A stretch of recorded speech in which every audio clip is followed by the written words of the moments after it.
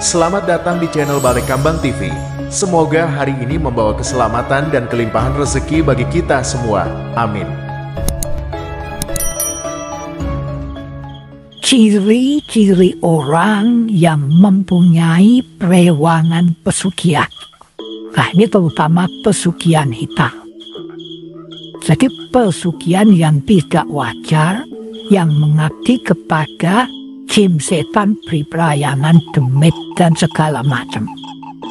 Pada zaman saat ini, zaman sekarang ini, meskipun ini sudah modern, banyak sekali orang yang mengambil pesugihan.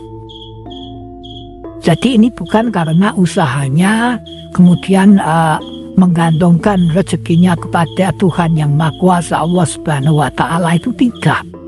Tetapi mengadakan perjanjian dengan makhluk-makhluk halus. Banyak sekali contohnya. Ada yang pesugihan kandang bubra, ada yang pesugihan imo gelung, ada yang pesugihan kembang sore. Banyak sekali. Dan masih banyak lagi jenis-jenis pesugihan ilmu hitam itu ya. Pesugihan hitam banyak sekali.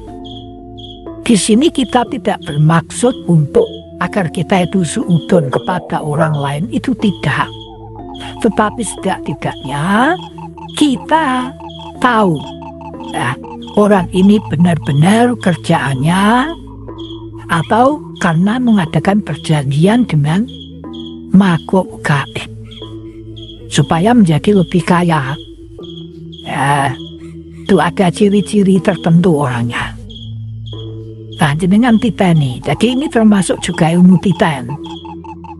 Yang pertama, ciri-ciri orang yang mempunyai perewangan pesugihan hitam, itu biasanya orangnya tidak mau bersedekah.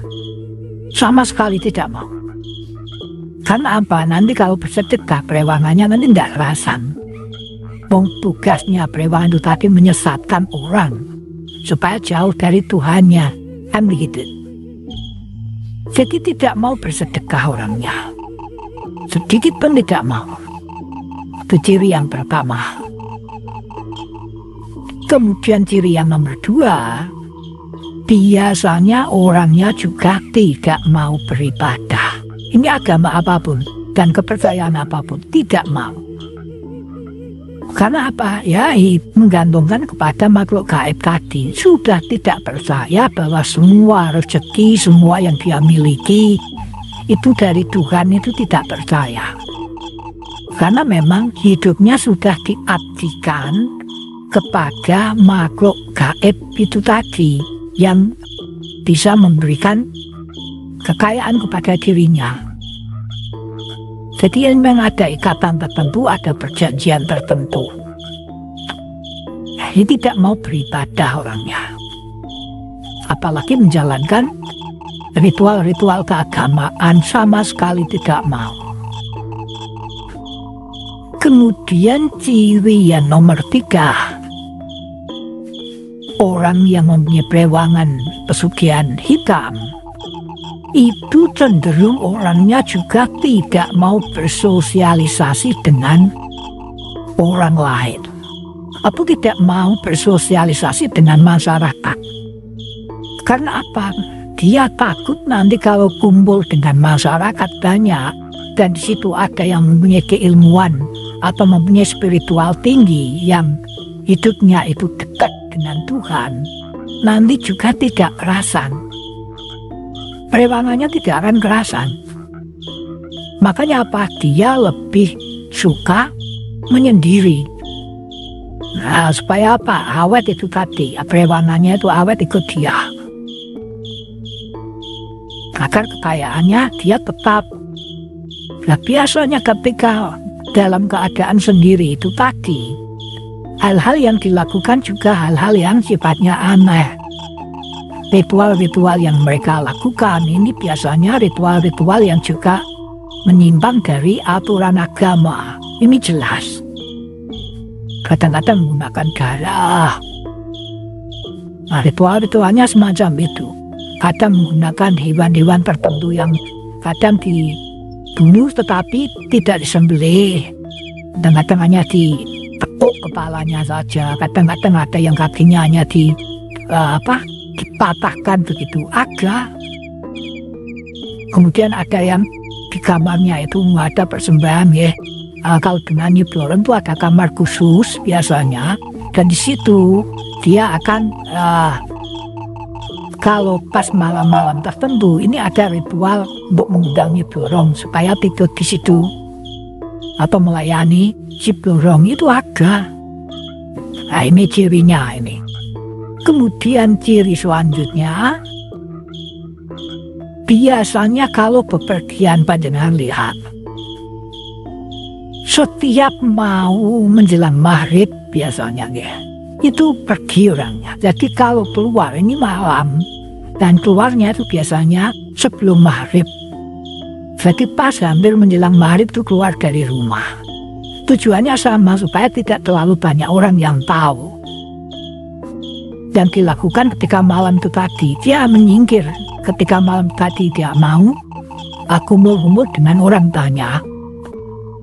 Dia takut kalau nanti ada orang-orang yang punya ilmu lebih tinggi dan tahu kalau dia mengambil perewangan untuk pesugihan. Nanti akhirnya apa?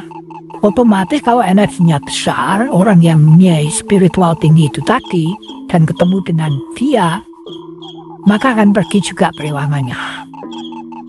Itu sebenarnya tujuannya semacam itu. Di samping itu juga untuk menghindari orang-orang yang baik.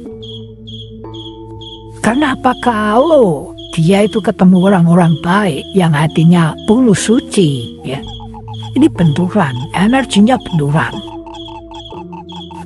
Kemudian ciri selanjutnya, orang yang mempunyai perewangan pesugihan hitam, ini panjenengan lihat ketika duduk, ya, ketika duduk, kemudian dia itu pas dekat dengan seseorang, dia tidak akan menghadap, itu tidak akan. Jadi nyerong dia. Duduknya pasti nyerong dan pandangannya juga nyerong. Itu secara otomatis. Jadi tidak bisa enak diajak jagung, tidak bisa. Dia cenderung akan cepat-cepat pergi sebenarnya, tidak begitu kerasa. Makanya dia nyerong. Duduknya nyerong, tidak mau berhadapan-hadapan. Nah ini juga salah satu tanda. Tetapi kalau hanya ini saja, ini juga tidak bisa dijadikan ukuran. Kalau orang tersebut itu mempunyai perewangan pesugihan hitam. Jadi ada beberapa ciri tadi yang kalau memang memenuhi itu semuanya, setelah itu baru bisa dikatakan kalau orang tersebut itu kemungkinan besar itu mempunyai perewangan pesugihan hitam. Kemudian ciri selanjutnya, orang yang mempunyai perewangan pesugihan hitam ini biasanya pada waktu-waktu tertentu ataupun pada hari-hari tertentu itu melakukan ritual persembahan yang ditujukan untuk makhluk gaib itu tadi yang mengadakan perjanjian dengannya. Nah persembahannya biasanya itu tadi yang berupa anak-anak tadi, berupa Ibrahim sama Mangge, atau bisa juga bahkan manusia, wadal tapi namanya. Kalau manusia yang dikorbankan itu namanya wadal. Itu juga bisa jenengan tipen itu. Kalau melakukan ritual-ritual persembahan semacam itu, kemudian panjenengan lihat ya, itu kekayaannya meningkat dengan tajam, tidak wajar. Nah ini patut dicurigai atau patut diwaspadai kalau orang tersebut itu mempunyai perewangan pesugihan hitam. Kemudian ciri selanjutnya, orang yang mempunyai perewangan pesugihan hitam ini panjenengan lihat dari rumahnya. Biasanya rumahnya itu tidak boleh digunakan untuk acara-acara yang sifatnya keagamaan. Tidak boleh. Untuk ngaji seumpamanya di tempat tersebut, itu jelas tidak boleh. Dia tidak akan mau. Nah ini cirinya. Jadi kalau rumah orang tersebut tidak boleh digunakan untuk ngaji, ya, tidak ada pernah bacaan-bacaan ayat-ayat suci, ya, indikasi. Karena apa? Biasanya panas. Dia tidak perasan. Kemudian ciri selanjutnya, seseorang yang mempunyai perawanan pesugihan hitam, ini juga orangnya tidak akan kerasan atau tidak akan betah atau bahkan kesakitan ketika dibacakan atau mendengar lantunan ayat-ayat suci. Ini dari berbagai agama maksudnya ya. Nah, kalau ada ayat-ayat suci yang dibacakan ke orang tersebut, biasanya dia tidak kerasan. Dia akan menghindar, akan pergi, atau kadang-kadang bahkan sakit. Telinganya sakit, bahkan badannya juga terasa sakit. Makanya dia akan menghindar.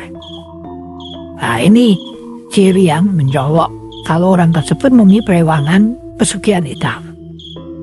Jadi itu ada beberapa tanda-tanda atau ciri-ciri seseorang yang mempunyai perawanan pesugihan hitam. Mudah-mudahan kita semuanya terhindar daripada praktek-praktek pesugihan semacam ini. Kita harus selalu menggantungkan diri kita harus selalu berpasrah terhadap kekuasaan Tuhan yang Maha Kuasa, Allah Subhanahu wa Ta'ala. Karena rezeki, judul, pati, semuanya itu sudah diatur, sudah digariskan oleh Gusti Allah. Ya demikian bahasan kita kali ini, mudah-mudahan bermanfaat untuk kita semuanya.